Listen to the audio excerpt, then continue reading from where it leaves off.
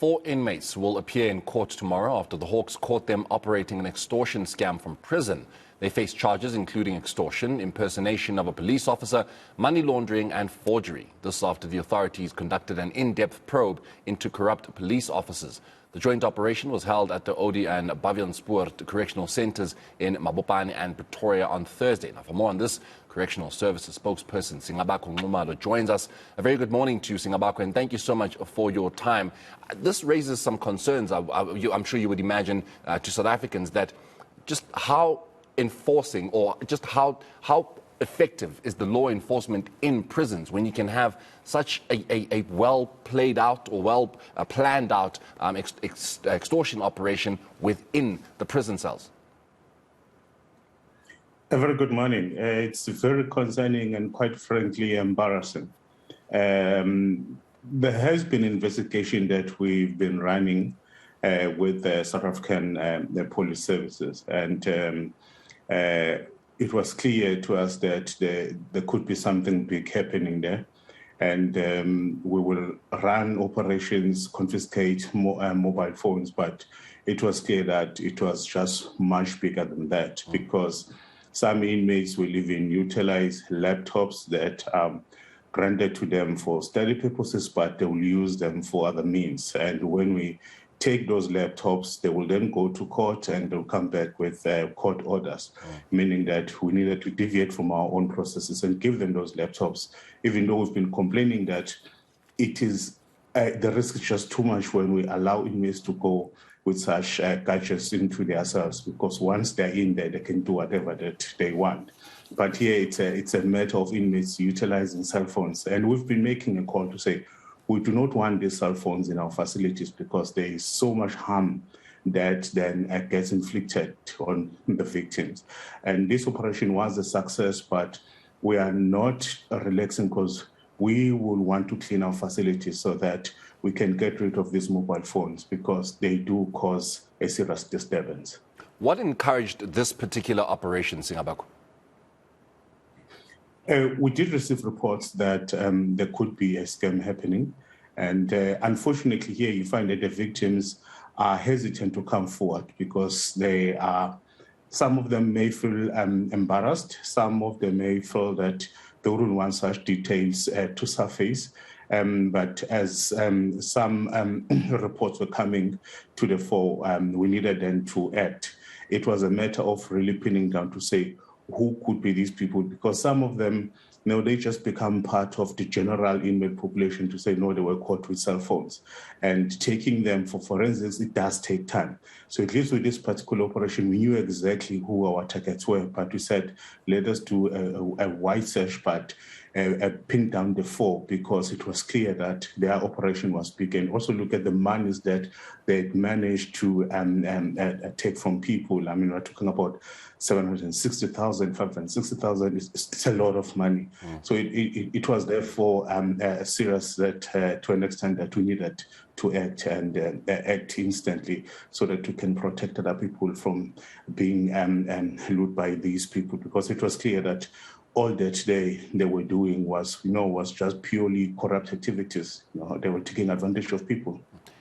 An operation of this magnitude, or at least of the magnitude that you are seemingly describing, involves a number of people, and it's not just inmates. So an ordinary South African would ask, what role were the officials at the Correctional Services playing, the wardens?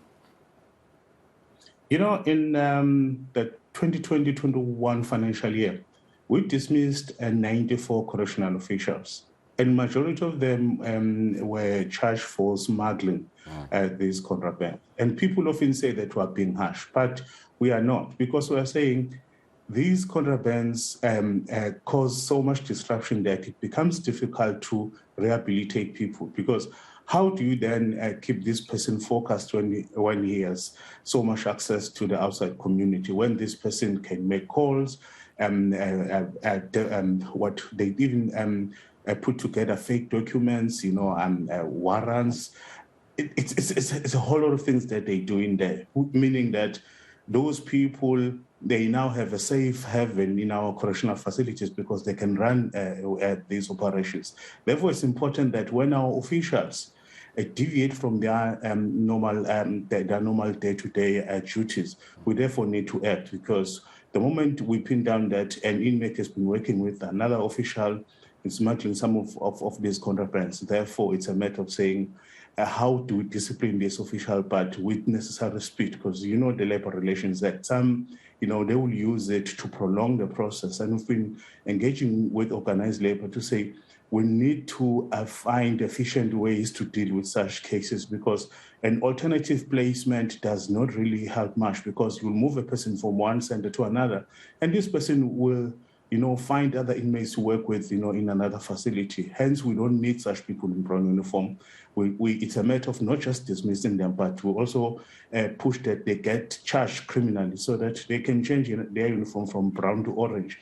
And such an example that if you join Correctional Services and you think that you will then use other means to enrich yourself by engaging in corrupt activities, you shall pay a price. This operation, of course, had the involvement of the Hawks and the SAPS. Does that then speak to the Correctional Services Department needing that much assistance to ensure that it deals with, the cancer that is in its facilities? The operation was big, and we realized that we needed the SAPS to be involved as we do the raid, so that we can move much quicker in terms of charging these people. Because if it's just Correctional Services itself, we must take this evidence, conserve it in a way that when we take it to the police station to open a case, all those processes, at times, they do cause delays. Whereas when you've got SAPS on site, it propels you to move with necessary speed, because they will know exactly how to handle that evidence, and they will take the details of those inmates there and there. Those inmates then will be charged, and the process moves with necessary speed. Hence, we always say there is only one law enforcement in this country, although we have different entities, but we do work together, and we've seen fruits of that. Hence, as a department, we always applaud the support that we get from other agencies, so that the work that we do, can be seen that indeed, is effective. Although our area is on the issue of rehabilitating, ensuring that they safe custody.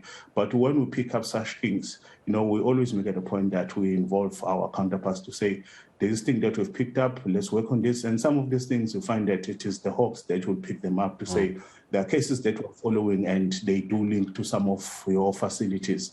Let us go in there and check. And we work together, just like with this particular operation, and you must look at the success.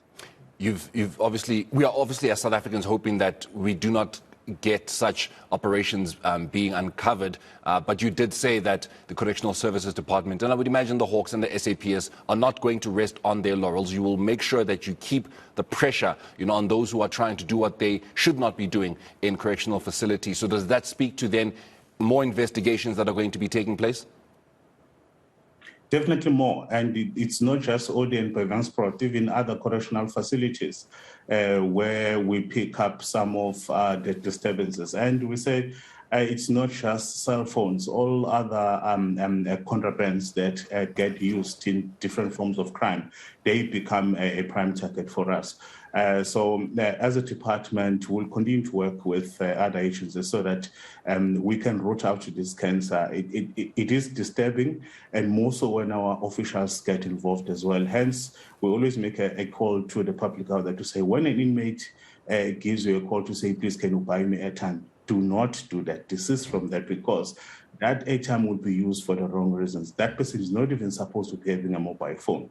So as a department, we'll continue to make that call. Stop assisting inmates, because the harm that they cause, it is so severe that one day it will even affect you whilst you should be thinking that you're assisting this person. Yeah.